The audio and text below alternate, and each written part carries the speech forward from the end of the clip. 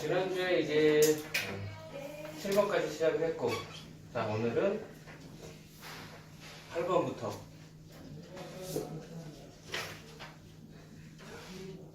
8번. 자, 숫자는 자, 8번이고 명칭은 힘이에요. 자, 8이라는 숫자는 기본적으로 동양과 서양에서 느끼는 게 좀 달라요. 동양에서는 8배라고 해서 좀 더 완성에 가까운 숫자로 생각을 하고요. 그리고 우주를 상징하는 숫자이기도 해요. 안녕하세요. 자, 우주를 좀 더 상징을 해서 뭔가 완성되어 있다는 느낌? 근데 서양에서의 숫자적으로 보면 주기적, 반복적 재생이라는 말을 써요. 이 재생이라는 말은 제가 5번 숫자 할 때 재생이라는 말을 썼죠. 그러니까 생명을 불어넣는 거. 근데 주기적이고 반복적으로 계속적으로 생명을 불어넣어요. 그러니까 없어졌다가 생겼다 없어졌다가 생겼다 그러니까 이제 뭐 흥부자를 보면 뒤주에서 쌀을 퍼도 어때요? 계속 나오죠. 너무 좋잖아요. 우리 집 금고에서 돈을 꺼내도 계속 나오면 얼마나 좋아요. 굉장히 좋은 의미인데 좋은 거는 그렇지만 나쁜 건 어때요?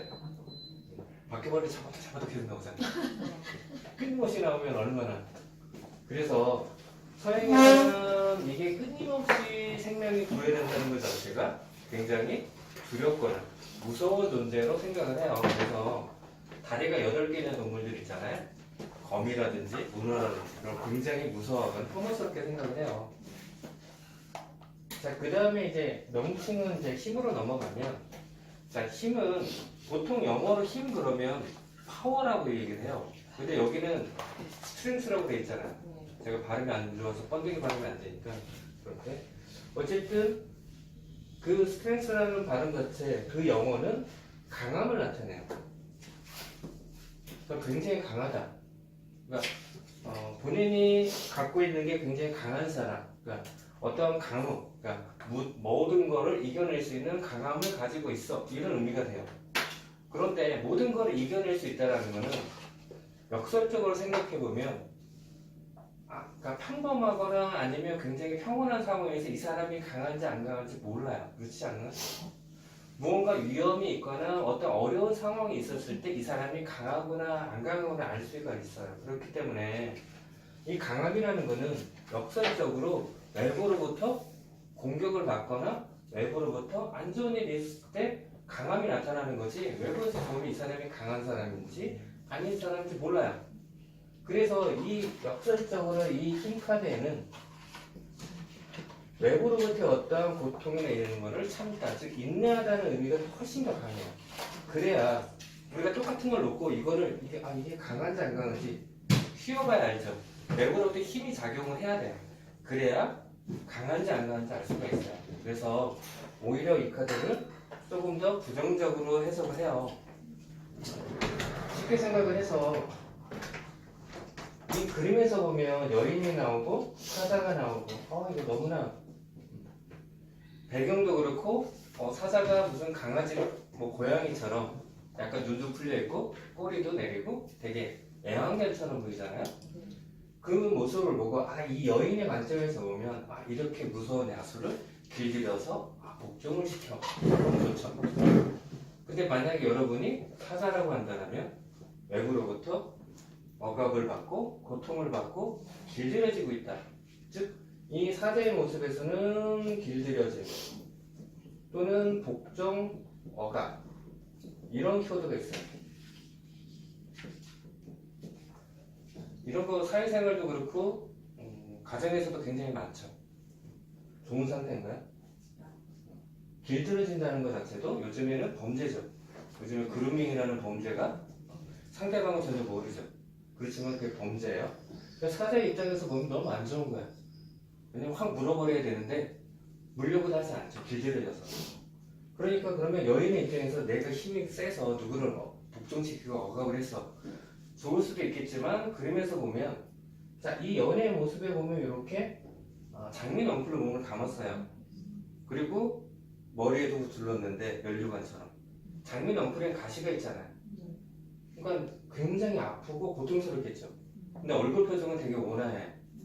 무표정해. 그렇다는 건 고통을 참고 이겨내고 있다는 모습이 이 그림에서 포함되어 있어요. 그리고 이 여인의 모습에서도 쉽게 얘기해서 여러분들이 나는 그 다큐멘터리 이런 거 보면 어렸을 때부터 사자를 키웠다고 해서 막 같이 커서도 막 뒹굴고 하는 것들 그거 볼 때마다 심장이 막 쫄깃쫄깃하는 거예요. 확 물면 어떡하지? 그리고 뭐 태국이나 이런 데 동남아 가면 옆에다가 호랑이 한 마리 갖다 놓고 옆에서 사진 찍으라고 해요. 분명히 길들여져 있고 물지 않는다고 얘기를 하지만 그 옆에서 사진 찍는 거 어때요? 얘는 고양이 같아. 이러고 찍을 힘들어요. 속으로는 되게 긴장하고 눈치 보면서 그렇지만 사진 찍어요. 그러니까 이 여인의 입장에서도 아무리 길들여져 있지만 공격할 수도 있잖아요.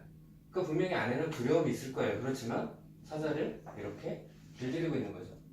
그러니까 여인의 안에서도 굉장히 두려움이 있을 거라고 생각을 해요. 그러니까 굉장히 고통스러운 거를 외부로부터 굉장히 강한 것도 다 이겨내는 언제까지? 원에 무한대 있잖아요. 끊임없이. 그러니까 굉장히 안 좋은 거죠. 만약 이 카드가 나오면 외부로부터 엄청난 억압을 받거나 길들여져 있거나 굉장히 고통스러운 상황을 인내하고 있는 거죠. 그래서 이 여인의 모습을 보면 이런 말을 해요. 외운애가. 너무 좋은 말이잖아요. 외운애가. 이거는 과거에 그랬어요. 현대사회에서는 외운애강이 굉장히 안 좋은 말을 쓰일 수 있어요. 왜냐면 약한 모습을 보이면 굉장히 많은 공격을 받아요. 제일 만만하니까. 거기다 이 사람은 잘 참아. 잘 견뎌. 그럼 어떨까요? 더 많은 공격이 와요. 그래서 요즘에는 PR이라고 해서 자기의 강한 모습을 자꾸 드러내지 않으면 일방적으로 당할 수밖에 없어요. 그래서 굉장히 좋은 말일 것 같지만 요즘 현대사회에서 개인한테는 굉장히 위험한 얘기일 수도 있어요. 겉에서 보여주는 게 굉장히 강한 모습이 보여져야 된다. 그러니까 어떤 일을 할 때 그런 게 있어요. 어떤 일이 평균이 이만큼 있어요. 자, 평균이 있는데 저는 그 평균보다 나으면 잘하는 편이야 이렇게 얘기를 해요. 그리고 거의 프로 수준에 올라가면 나 그거 굉장히 잘해 이런 표현을 해요. 평균보다 미치면 조금은 그거 잘 못하는데 이런 표현을 해요. 근데 제 후배 같은 경우에는 뭔가를 한번 해봤잖아요. 그럼 잘한다고 얘기를 해요. 굉장히 긍정적인 사람이야. 저는 알고 있으니까 얘가 잘한다고 해도 믿지는 않죠. 근데 모르는 사람이 어떤 일을 시키려고 하는데 나는 그거 생각보다 잘 못해. 많이 해봤지만 뛰어나지가 않아. 뭐 할 줄은 아는데 그게 잘하지는 못해요 이렇게 표현하는데 제 후배 같은 경우에는 한두 번 해봤잖아요. 저 그거 잘해요 그래요. 그럼 그 사람 입장에서는 누구를 뽑을까요? 후배를 뽑죠. 시켰어. 못하죠. 그럼 걔를 잘라요? 못 잘라요. 왜? 새로운 사람 구하는 것도 힘들고 그냥 얘를 가르쳐서 써요. 그러니까 정작 잘하기는 내가 잘하지만 뽑히는 건 자기 주장이 강하고 바깥으로 보여주는 사람이 훨씬 더 혜택을 받아야 된다. 현대사회에서는 그게 굉장히 중요해요. 그래서 그런 것들이 그러니까 나를 바깥으로 보여줄 수 있는 것들을 준비하는 게 굉장히 중요해요. 그 안에 내실이 없다고 해도 일단은 겉으로 보여지는 것들이 굉장히 중요한 상황이에요. 그래서 그 부족한 것들은 어쨌든 채워나가는 게 역설적으로 내가 꽉 찼을 때만한 표출을 해야지 영원히 못할 수 있어요. 여러분들도 이제 타로 공부를 하고 모든 공부를 하지만 끊임없이 해야 돼요. 내가 완성됐다는 느낌이 없어요. 계속 배워서 계속 모자라다는 생각이 들면 영원히 못하는 거고요. 제가 강의할 때 항상 그랬지만 저한테 딱 2시간 들고 타로 이렇게 카페라기는 좀 그렇고 타로 보는 데 가서 자기 타로를 봐주고 온 사람도 있어요. 그건 자신감도 그렇고 왜냐면 자기가 그 사람한테 보러 갔는데 너무 못 보거든요. 그래서 자기가 봐줘봤다는 거예요. 그러니까 거기서 그 친구도 되게 대단하지만 저한테 2주 배웠으니까 2시간이에요. 그 친구도 대단하지만 그 친구가 볼 때에도 되게 못하는 그 친구는 돈을 벌겠다고 부스를 차리고 사람들을 영업을 하고 있는 것도 저는 대단하다고 생각을 해요. 그렇게 많은 사람들이 해요. 왜냐면 타로를 알고 있으니까 그게 보이지 일반 사람들은 잘 보이지 않아요. 그렇기 때문에 여러분도 지금 세 번째 시간이지만 지금 당장 돗자리에 펴놓고 할 수 있어요. 네, 자신감만 있으면. 그래서 이 카드가 보이기에는 굉장히 좋아 보이지만 그림을 자세히 보면 굉장히 안 좋고 힘들다는 게 굉장히 녹아져 있어요. 근데 많은 사람들이 이 여인은 사자를 굴복시킬 수 있을 사람, 강한 사람, 그러니까 강한 존재야. 그러니까 당신도 이렇게 강한 사람이야. 그래서 되게 긍정적으로 해석을 해요. 그러니까 뭐 그렇게 보이면 그렇게 해석을 해주고요. 그렇지만 좀 더 깊이 들어가 볼 필요가 있다고 저는 얘기를 해요. 그래서 이렇게 보시면 굉장히 힘든 카드다 이렇게 보시면 돼요. 자, 그 다음에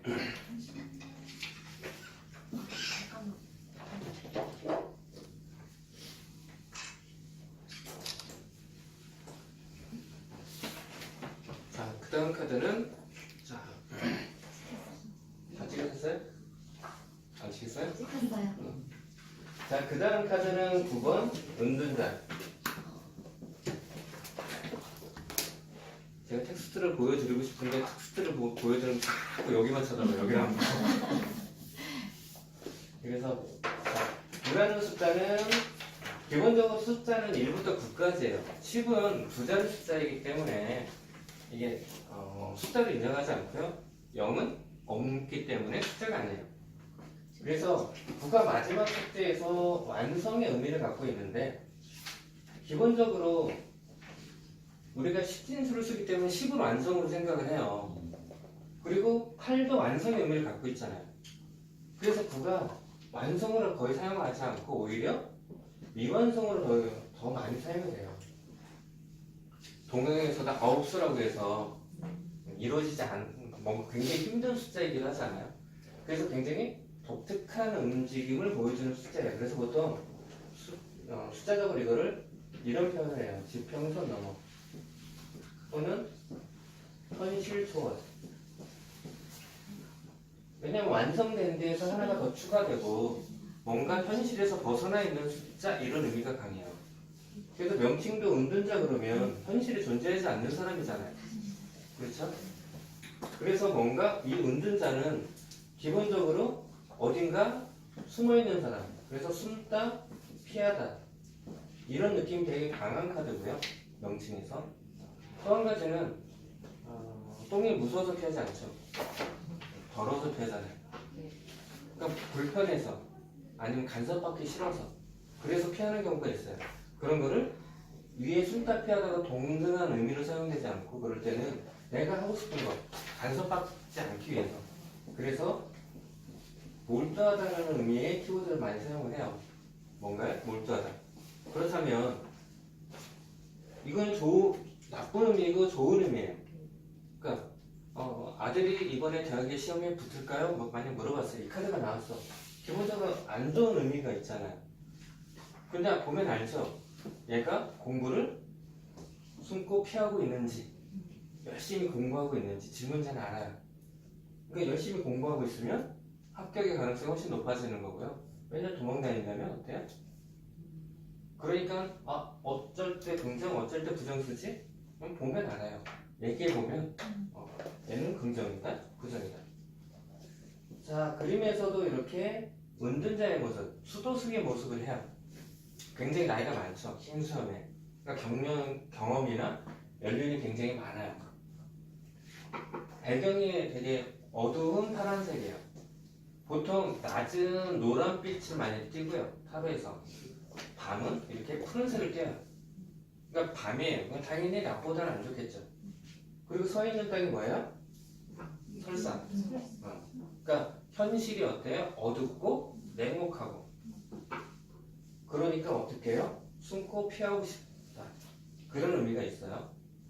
그렇지만 그게 능사가 아니죠. 어른이 닥쳤을 때 숨고 피하는 게 능사가 아니죠. 여기 보면 이렇게 등불을 들었잖아요. 자, 이 등불의 의미는 안내, 개척의 의미가 있어요. 즉, 이 안내, 개척이라는 거는 내가 아는 길을 안내받을 일이 없죠. 내가 아는 길을 개척할 이유도 없잖아요. 그러니까 모르는 길이에요. 즉 그 얘기는 뭐냐면, 자, 이 현실이 어둡고 냉혹한데 지금 알고 있는 방법이 아닌 새로운 길을 찾으라는 거예요. 그러면 속담에도 그런 말 있잖아요. 하늘이 무너져도 솟아날 구멍. 그러면 그 방법이 분명히 존재하는데 정말 완벽하게 새로운 방법이냐? 그런 의미가 아니고요. 모든 게 딱 닥치잖아요. 알고 있는 것도 생각이 안 나요. 그럴 때 누군가가 얘기해주면 맞아, 그 방법이 있었지를 알게 돼요. 그러니까 당면한 과제에서는 방법이 생각이 안 나요. 만약 옆에서 불이 나잖아요. 그러면 불의 소리를 제대로 못 지르는 사람 꽤 많아요. 옆에 소화기가 있는데 소화기가 보이지도 않고요. 있어도 그걸 사용법이 생각이 안 나. 당황하게 됩니다.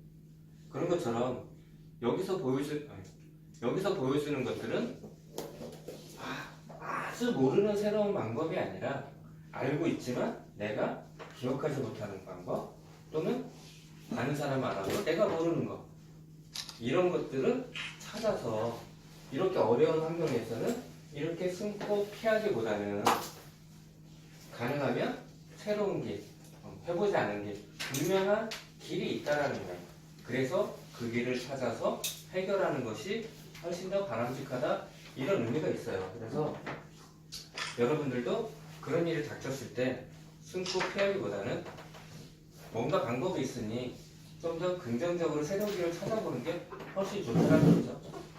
그래서 9번의 의미는 이렇다, 이렇게 보시면 되고요.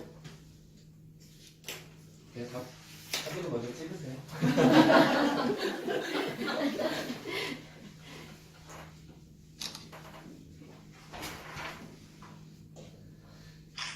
자, 그 다음에 숫자는 10번. 명칭은 운명의 수레바퀴.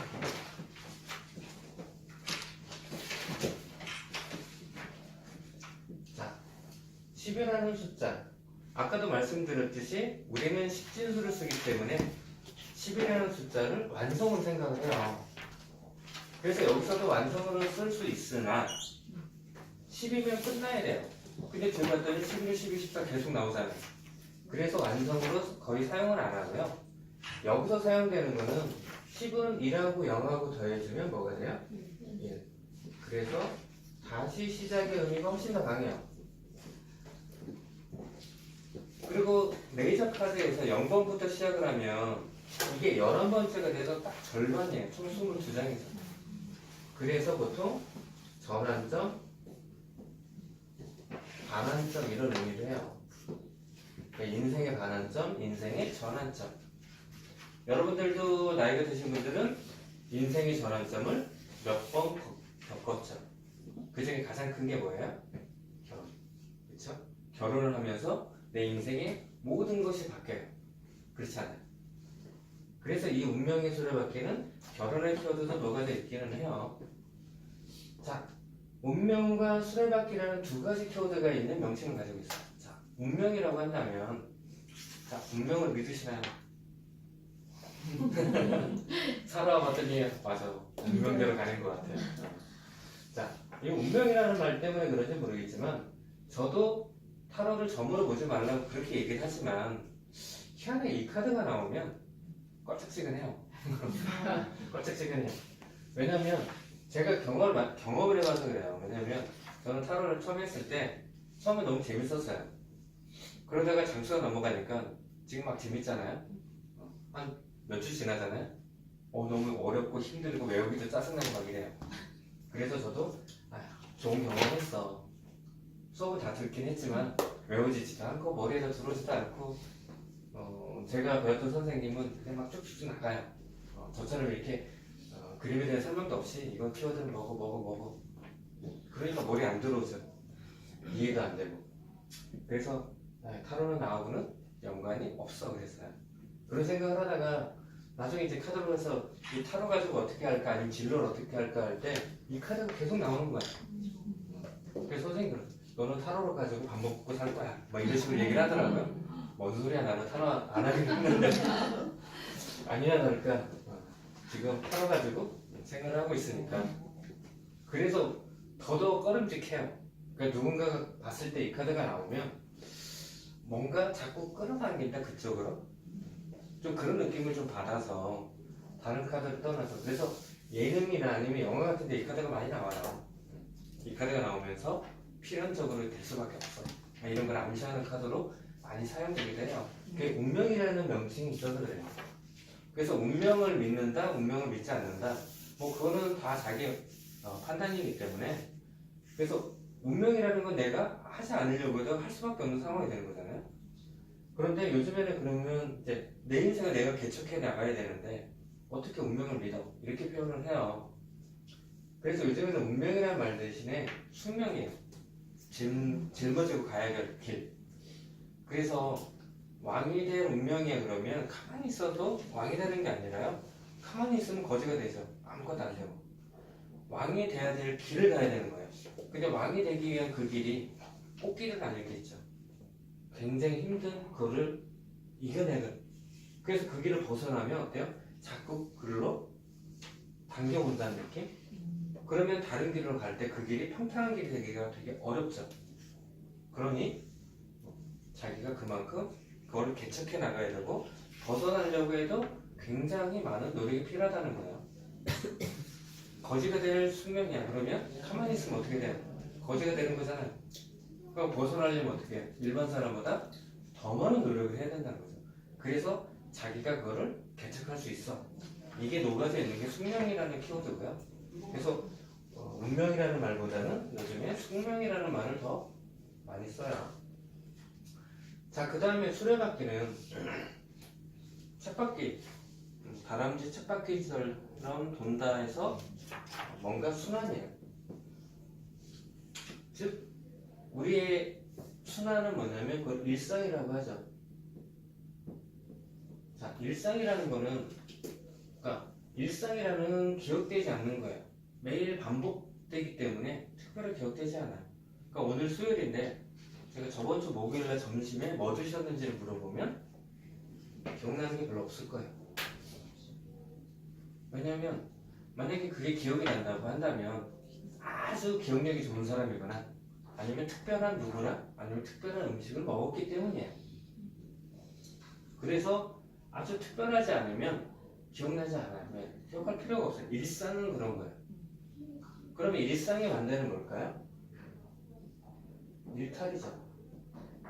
요즘에 뭔가 문제가 생기면 개인적인 일탈이어서 이렇게 해가지고 다 나쁜 의미를 쓰이는데 일탈이라는 건 일상에서 벗어나는 게 일탈이에요. 근데 이게 이 일탈이 어떤 범죄적이거나 도덕적으로 비난받을 일이 아니라면 대표적인 일탈이 뭐냐면 여행이죠. 일상에서 벗어나는 게 일탈이라면 여행이에요. 그러니까 이 여행이라는 거는 굉장히 좋은 의미죠. 그래서 특별한 경험을 하기 위해서는 일탈을 하면 특별한 경험이 생겨요. 그렇게 되면 그거는 오랫동안 기억이 돼요. 그래서 여러분들이 그냥 일상으로만 있지 말고 일탈을 즐겨야 되는데 그 일탈이 범죄나 아니면 도덕적으로 비난받을 그런 일탈이 아니라면 최대한 많이 즐길수록 인생을 즐겁게 살기도 하고요. 인생을 오래 살아요. 제가 하나 예를 들어보면 친구랑 약속 장소가 있어. 근데 처음 가는 곳이야. 지하철 몇 번 출구를 나와서 어디로 해서 어떻게 와? 라고 연락을 받았어요. 그래서 그 길 가면 되게 멀어요. 그래서 얘는 왜 이렇게 먼데 잡았어? 하고 가서 얘기하고 뭐 식사하고 술 한잔 먹고 그럼 지하철 타고 가야지 하는데 딱 갔는데 지하철역이 되게 가까워.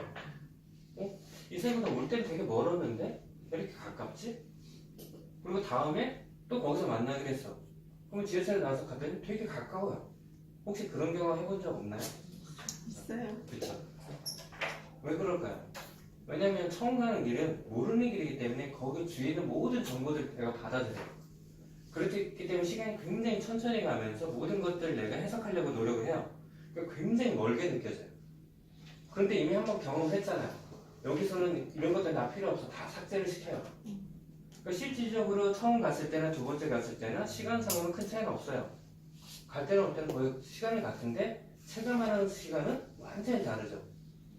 그러니까 여행을 가거나 새로운 곳에 가면 생체시가 굉장히 천천히 가요. 정보를 받아들여서 그걸 해석하기 위해서.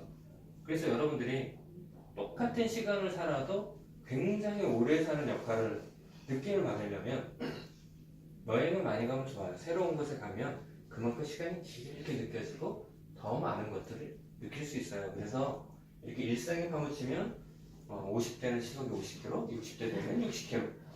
엄청나게 빨리 가요. 왜? 다 알고 있는 거니까 다 푹푹푹푹 지나가요.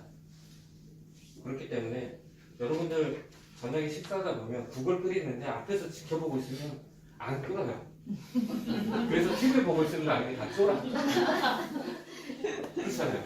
맞아. 그런 것처럼 똑같은 시간이어도 안에서 감각적으로 느끼는 게 굉장히 달라요. 그러니까 여러분들은 이런 일탈을 즐기시는 게 좋아요. 범죄나 도덕적으로 비난을 받지 않는 일이라면. 자, 안에 그림은 이렇게 수레바퀴가 있죠. 위에 스핑크스가 칼을 들었어요. 보통 타로 카드에서 칼은 날카롭고 그래서 우리 칼을 뽑으면 뭐예요? 물어서 썰어야 될 거 아니에요. 결단, 결정 이런 의미가 되게 커요. 본인의 결정에 의해서 수레바퀴는 돌아가는 거예요. 본인이 결정하지 않으면 어떻게 돼요? 아무 일도 일어나지 않아요. 즉 수레바퀴 이렇게 돌아갈 때, 자, 위의 이치는 굉장히 좋다고 보고 밑은 나빠진다고 보시면 돼요. 그러니까 밑으로 추락할 때 옆에 보면 빨간색으로 희한한 동물이 있는데 이거를 야누비스라고 해서 재생의 신이에요.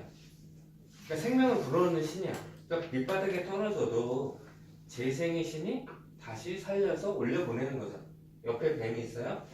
뱀은 지혜라고 그랬어요. 그러니까 지혜롭게 다시 올라가죠. 즉 좋은 일이 있으면 나쁜 일이 있고 나쁜 일이 있으면 항상 그래요. 필히 좋은 일이 생긴다고 그랬어요.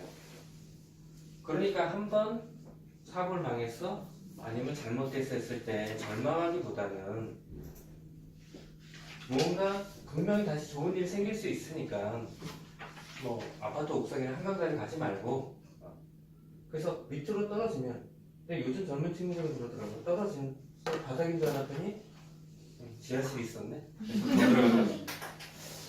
근데 어쨌든 다시 올라가요.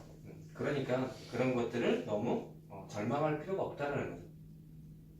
그리고 이 안에 문자를 보면 이렇게 타로라고 되어 있는데 이 타로는 그냥 우리가 쓰는 타로를 의미한다고 보시면 되고요.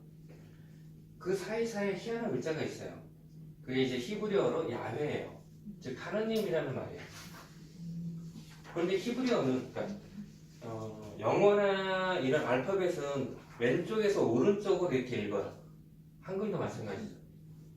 그런데 아랍어나 히브리어나 원래 중국어나 일본어는 오른쪽에서 왼쪽 거꾸로 읽어요.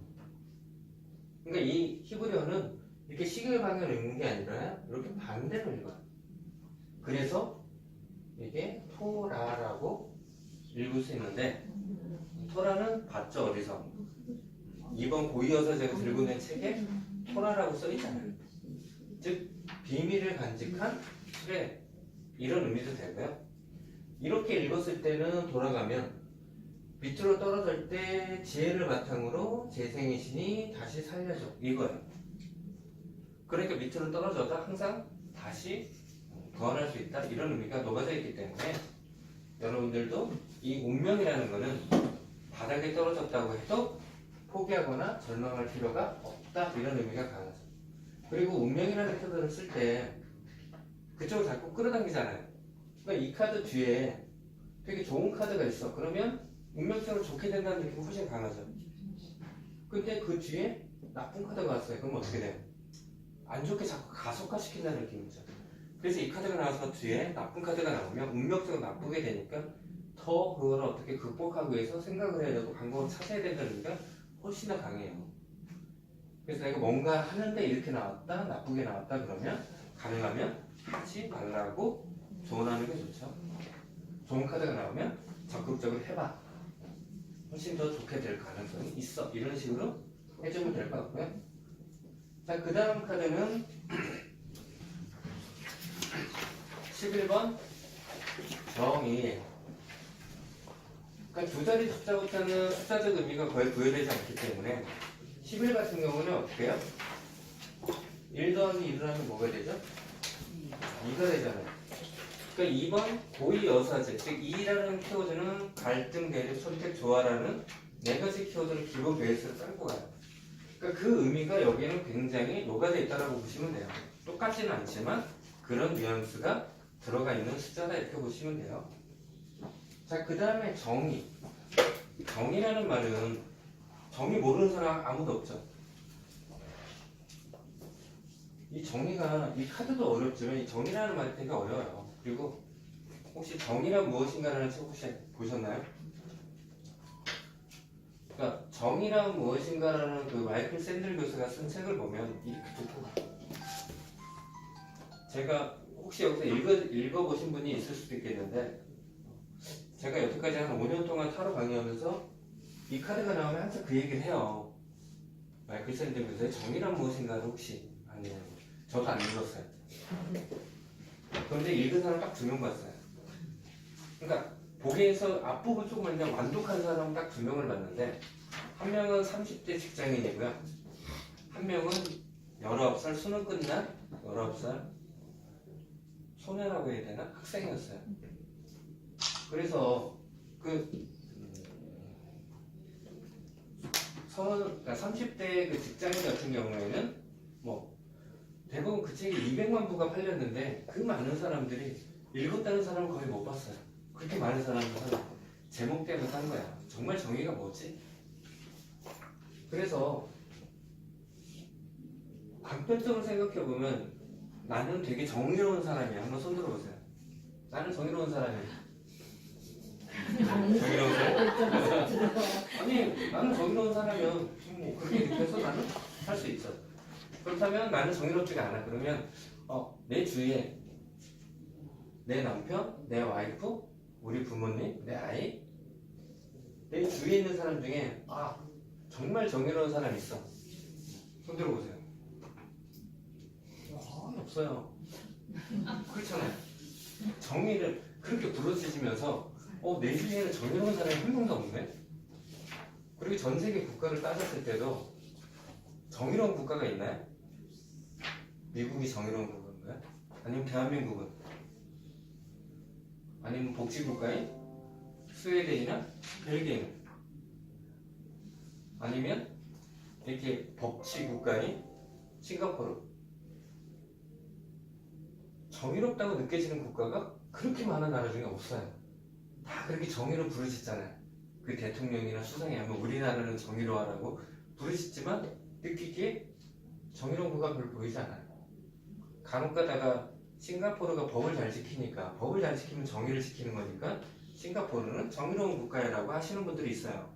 그거 굉장히 위험해요. 왜냐면 싱가포르는 독재 국가예요. 거기는 일당 독재예요. 싱가포르는. 그러니까 독재 국가가 정의로운 국가가 되는 순간 민주주의가 좋은 정의로운 사회라고 생각해요. 완전히 부정을 시키는 거야. 민주주의는 정의롭지 않아가 돼버려요. 그래서 싱가포르가 법을 잘 지킨다고 해서 그게 정의로운 국가라고 생각을 한다면 굉장히 모순되는 일이 생기죠. 그러니까 뭐 민주주의가 정말 정의로운 제도라고 보기에는 좀 어려움이 있어요. 왜냐면 무조건 다수의 선택이 무조건 옳은 건 아니기 때문에 무조건 좋은 제도다? 라고는 할 수 없지만 왜 민주주의를 좋은 제도라고 하냐 하면 세계 강대국들이 다 민주주의를 선택했기 때문에 그래요. 전제주의를 선택한 나라가 세계를 정복했으면 전제주의가 제일 좋은 나라가 될 수도 있었어요. 그렇지만 그런 나라는 제국주의 있을 때 다 몰락을 하고 민주주의를 했던 나라들이 다 선진국 반대로 올라왔기 때문에 가장 좋은 제도가 된 거예요. 그래서 이 정의라는 거는 기본적으로 굉장히 주관적이에요. 그러니까 내가 이건 정의라고 믿고 있는 것들이 나는 정의일 수 있지만 다른 사람은 정의가 아닐 수 있다는 걸 항상 명심을 해야 돼요. 이 얘기는 뭐냐면 이게 맞는 일이니까 넌 이렇게 해야 돼라고 했을 때 그게 정말 올바른 길인가 생각을 하게 만드는 거예요. 이게 정말 옳은 길인가를 생각을 해보게 만드는 게 정의예요. 보면 왜 저런 행동을 하지? 도저히 이해가 안 되잖아요. 근데 그 사람은 정말로 확신에 차서 신념에서 그 일을 하면 정의인 거죠. 그 사람 입장에서. 그래서 굉장히 위험한 게 종교예요. 종교의 이름으로 처단한다. 폭탄을 들고 뛰어들죠. 그 사람들이 나는 나쁘게, 이 행동이 나쁘지만 그런 생각을 하지 않아요. 이 행동이 옳은 일이라 생각을 하기 때문에 자기 목숨을 버리고 테러를 하는 거예요. 그런데 전체적으로 봤을 때 그거는 A라는 기준에 봤을 때는 굉장히 잘못된 거고, 그 사람들이 말하는 종교적인 얘기로 보면 그게 정의를 믿고 있으니까 그런 행동을 하는 거예요. 그러니까 그 사람들을 비난할 때 왜 그 사람들이 그렇게 하는지를 이해를 하면서 비난을 해야 돼요. 그래서 어떤 특정 종교에 대해서 아니면 특정 인종에 대해서 어떤 특정한 문화에 대해서 편견을 가지고 접해보면 모두 야만적이고요. 다 이기인이 돼요. 그러니까 왜 그런 상황에서 그런 행동과 그런 문화가 발전했는지에 대해서 여러분들이 생각해 볼 필요가 있어요. 그래서 정의가 어려워요. 그리고 요즘에는 정의 그러면 공정이라는 키워드가 같이 따라와요. 공정하면 정의야. 공정해야 돼. 공정하면 정의잖아요. 근데 이 공정이라는 키워드 때문에 요즘에 특히 젊은 친구들이 이 공정이라는 키워드에 너무 이거 자체에 매몰되어 있는 경우가 저는 많다고 생각을 해요. 공정하기만 하면 돼. 그러면 그 공정의 기준이 뭐야? 시험.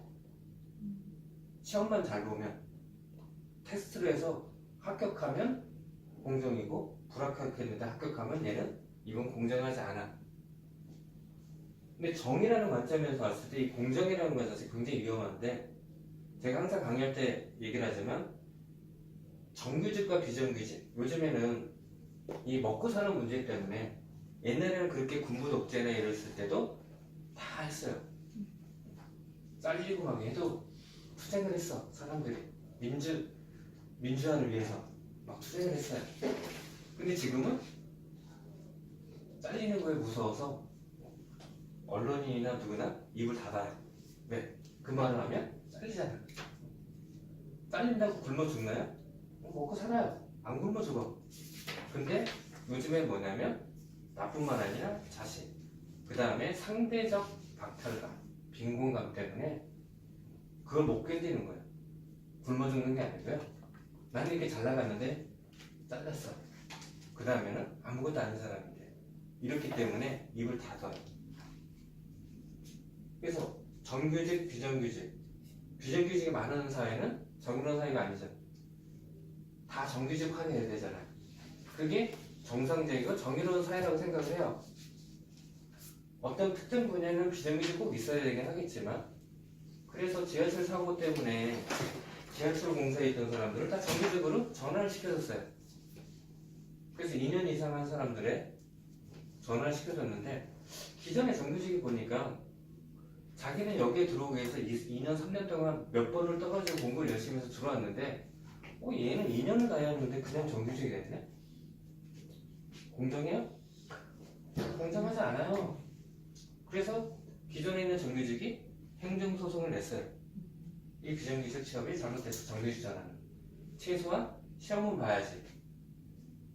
그 사람들이 시험 보면 합격할까요? 못해요. 그래서 밥도 따라 먹는데, 왜? 공정하지 않은 사람들이랑. 그렇지만 사회 전체로 봤을 때는 비정규직, 정규직화 시키는 게 정의에 가깝잖아요. 근데 안에 있는 내 입장에서는 임용고시도 마찬가지예요. 3년, 5년 동안 임용고시 준비하는 사람 많아요. 그런데 기간제 교사를 했다가 3, 4년 했더니 정규직화 시켜준대. 나는 그렇게 3년 동안 해서 임용고시에 합격했는데 쟤는 뭐야? 그런데 학생 입장에서는 정규직이든 비정규직이든 똑같은 선생님이 가르치는데 일은 똑같이 하는데 누구는 정규직이고 누구는 비정규직이야. 기간제. 사회로 봤을 때 그 공정한가요? 똑같은 일을 하는데 누구는 평생을 보장받고 누구는 언제 팔의 목숨을 날릴 수 있는데 공정하지 않잖아요. 사회 전체적으로. 그런데 난 선생님인데 나는 3년을 고생해서 합격을 했는데 얘는 3년을 했더니 그냥 됐네? 공정하지 않잖아요. 정의롭지 않죠. 입장에 따라서 정의는 바뀌어요. 내가 믿고 있는 게 정말 정의인가? 한 번쯤은 생각을 해야 돼요. 제가 이 얘기를 그냥 이 정의라는 책을 보면 1000페이지가 이렇게 두꺼워요. 그러니까 베개로 쓰기 제일 좋대요. 두꺼워요. 그러니까 그렇게 어려운 거예요.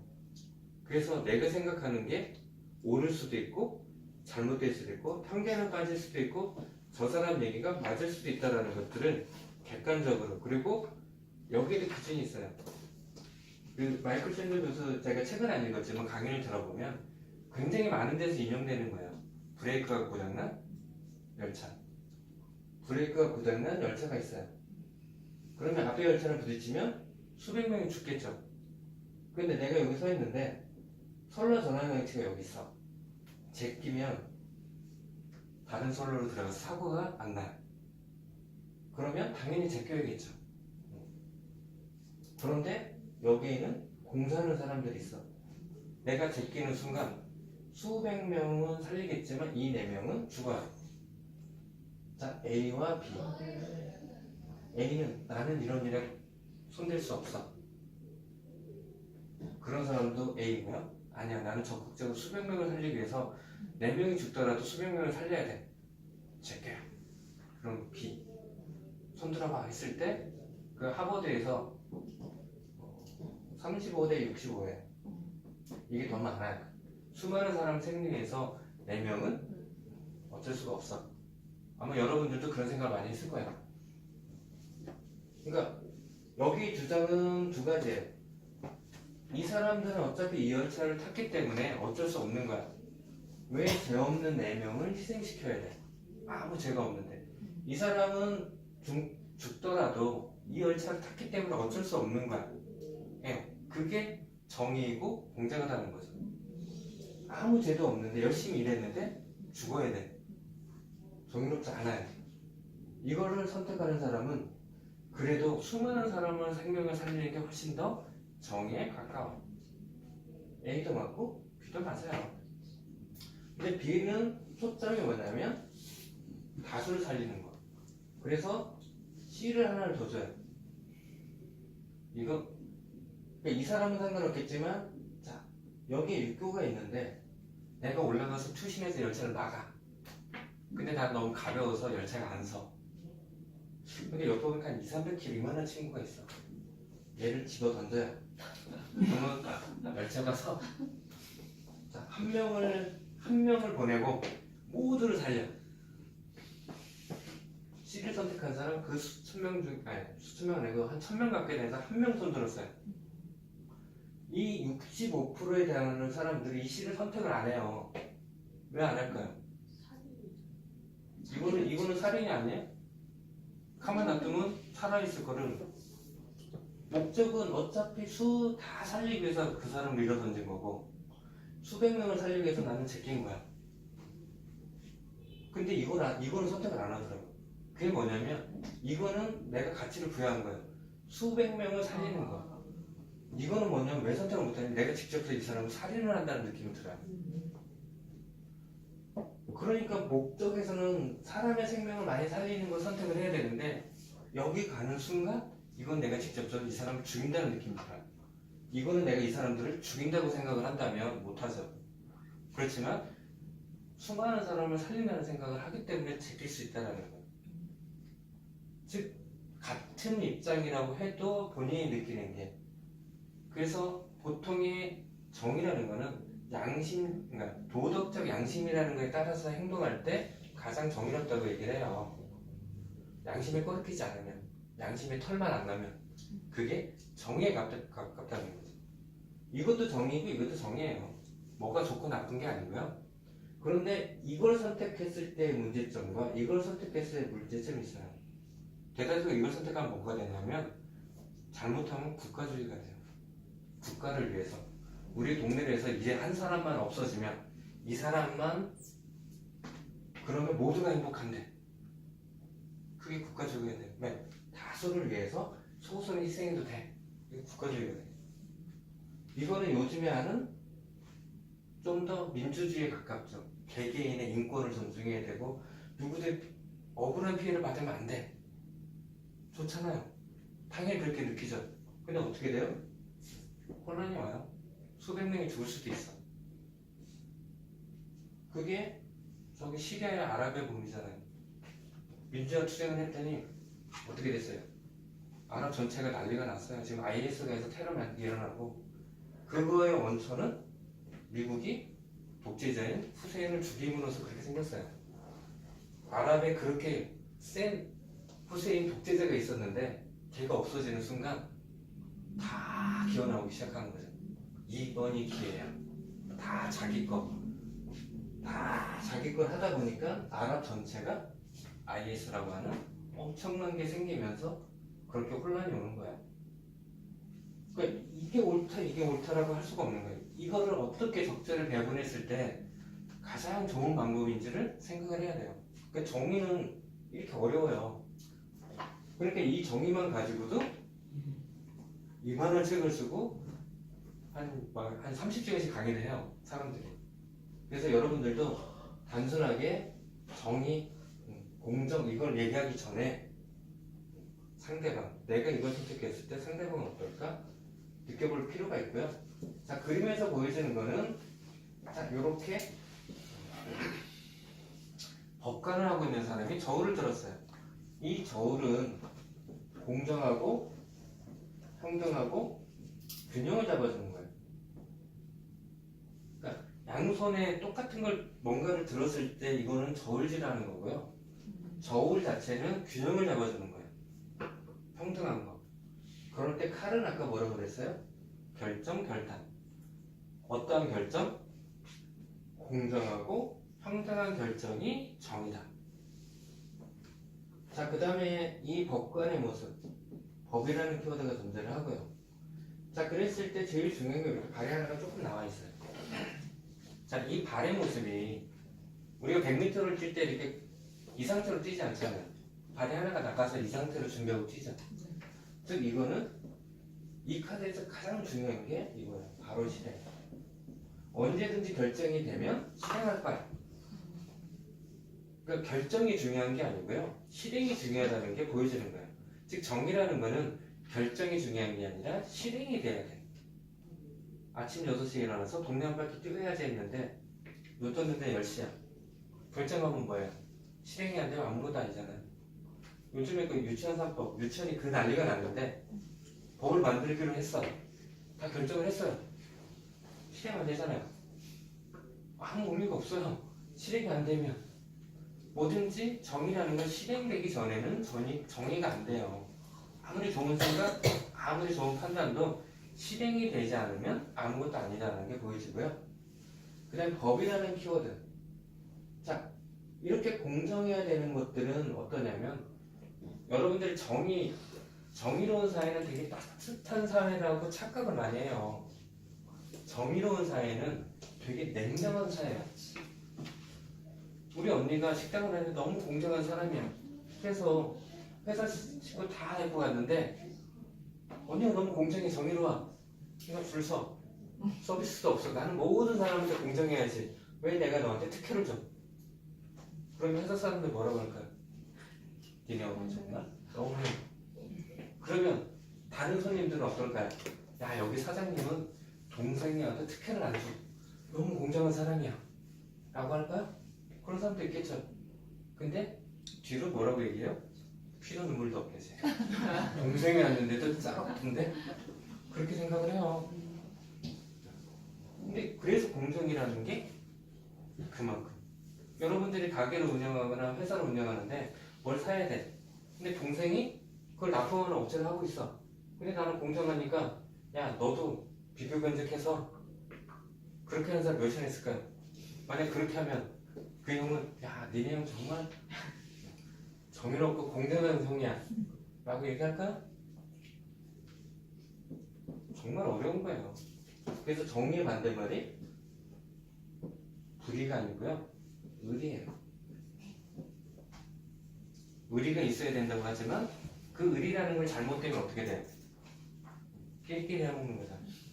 그래서 의리를 지켜서 되게 정의롭지 않은 사회가 되는 거예요. 어떻게 보면 이 의리라는 거는 모든 사람한테 의리를 지키라, 어떤 그런 의미인지, 내가 아는 사람은, 내가 모르는 사람은 다 천해. 이게 의리가 아니거든요. 그렇게 의리를 지키는 게 조폭이잖아요. 범죄예요. 그래서 여러분들도 그런 것들을 한 번쯤은 생각해야 돼요. 그래서 법이라는 키워드 때문에 긍정적으로, 만약 연애에 법을 사용해서 긍정적이면 결혼이고요. 부정적으로 활용되면 뭐예요? 이혼이겠죠. 그래서 연애 상담하는데 결혼할까요? 이혼할까요? 보면 알죠? 눈에 콩깍지가 씌어가지고 막 콧물이 떨어지면 결혼할 것이요. 눈에서 불을 켜고 있는 거예요? 이혼하겠죠. 그러니까 긍정 부정을 꼭 내가 결정한 데가 아니라 상대방하고 상담하다 보면 다 튀어나와요. 그러니까 너무 걱정할 필요 없어요. 자, 그 다음에 12번이 매달린 사람.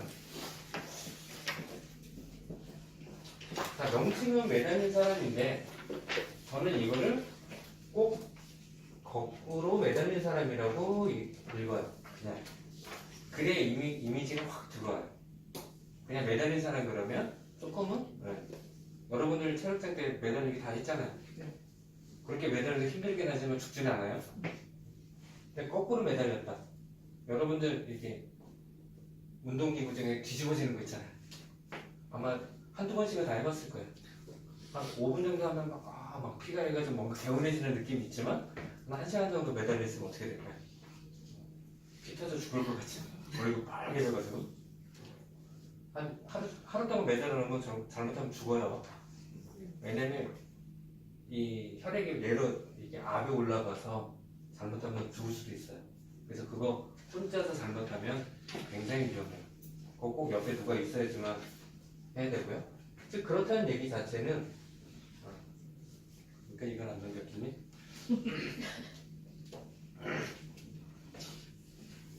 기본적으로 시간이 지나면 어떻게 돼요?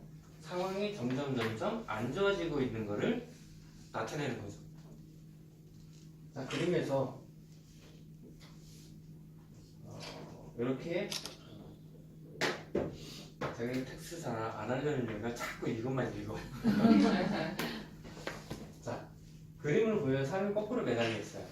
그러니까 계속 이렇게 매달려 있으면 정말로 시간이 지나면 지날수록 안 좋아지죠. 그러니까 빨리 이 상황에서 벗어나야 돼. 그러니까 연애에서 만약에 이 상황이라면 어때요? 결국은 헤어지겠죠. 너무 사랑해 근데 이 카드가 나오면 헤어지고 자꾸 하잖아요. 근데 이 새끼 마음에 안 들어? 그러면 어떻게 돼요? 너무 좋은 거죠. 결국은 헤어지겠네. 가만 놔둬도 헤어지는 거잖아요. 자, 기본적으로는 이 상황을 만약에 우리가 상담할 때 시간이 가면 갈수록 안 좋아져. 이번 생은 망해서 포기해? 때려쳐? 그걸로 끝나면 안 되는 거죠. 해결책을 줘야 될 거예요. 상담으로 넘어가. 그건 점으로 끝나는 거예요. 이번 상 망했어. 끝났어. 이제 거기서 상담으로 넘어가기 위해서는 방법을 찾아야지. 이걸 원해? 아까처럼 마음에 안 들어. 그럼 원하는 거고요. 그럼 잘 됐네. 근데 너무 사랑해? 어때요? 방법을 찾아야죠. 이렇게 안 되기 위해서. 그랬을 때 그림에서 머리에서 빛이 나잖아요. 뭔가 번뜩이네.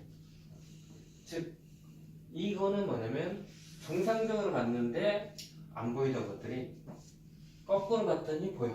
요즘에 그 문제적 남자라고 문제 푸는 그 예능 있잖아요. 그걸 보면 문제를 보는 시각이 달라져요. 왜?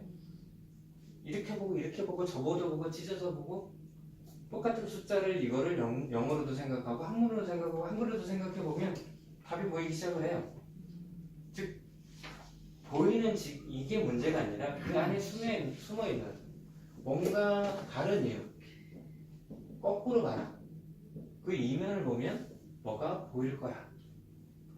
지금 이 상태로 하면 네가 알지 못하는 이유로 점점 시간이 안 좋아지면 나빠질 텐데 거꾸로 보고 뒤집어 보고 하면 결국에는 어떻게 돼요? 본인이 그 이유를 찾을 수 있다는 거죠.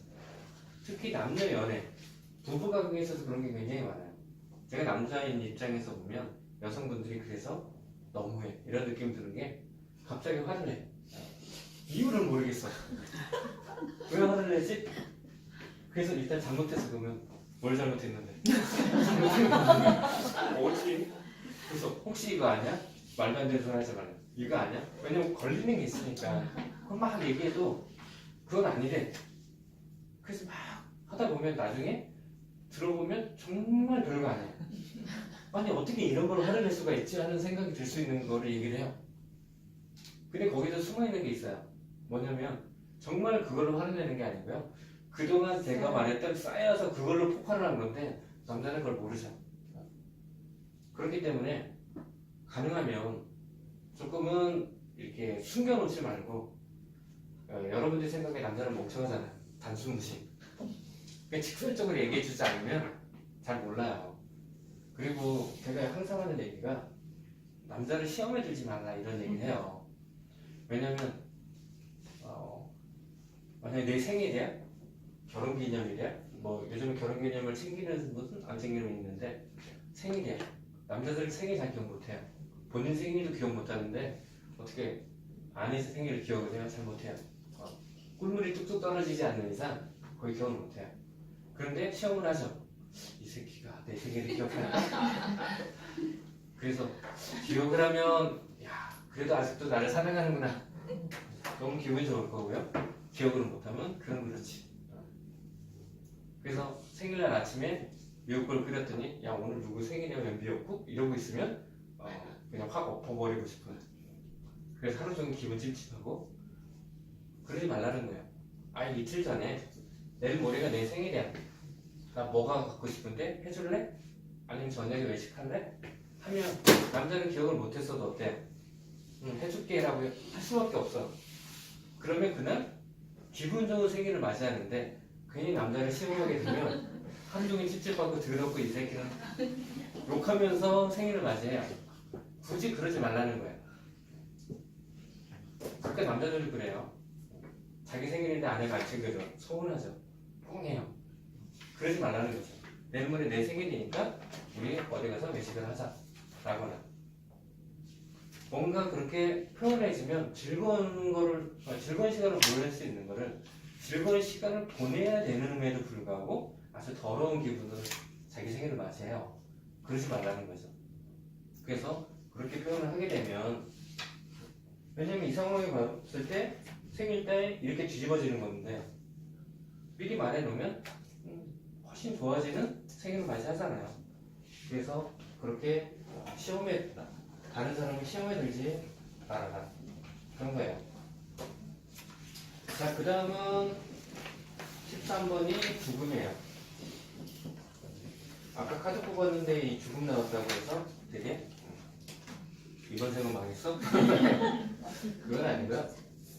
자, 13이라는 숫자 제가 10이라는 숫자를 설명 안 했는데 여기 나와 있죠. 완성의 덫은.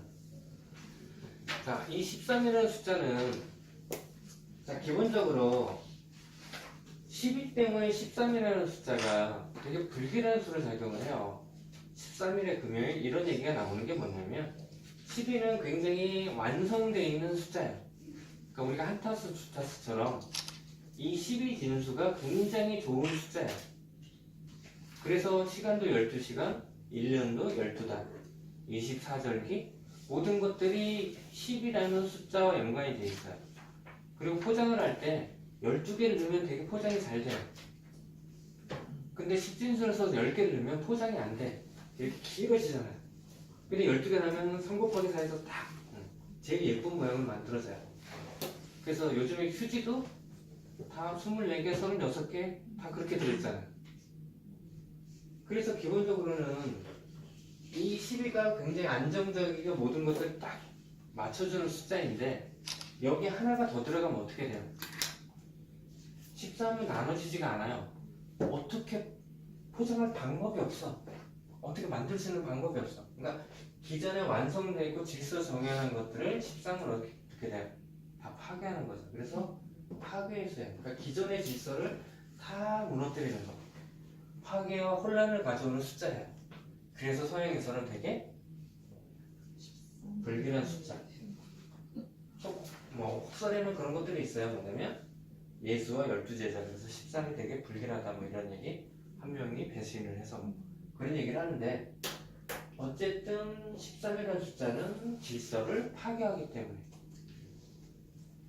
자 죽음이라는 키워드